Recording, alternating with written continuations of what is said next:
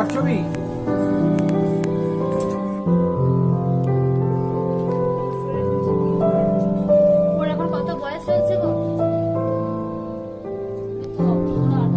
কোথায়? এটা কোথায়?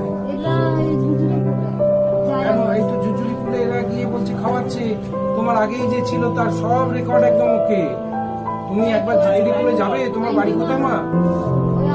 ও বাবা, ওখান থেকে তো কিটকিট খেলতে খেলতে যাওয়া যাবে। কালকে সোমবার একবার যাবে কার্ডটা নিয়ে। বাচ্চা তো তোমার।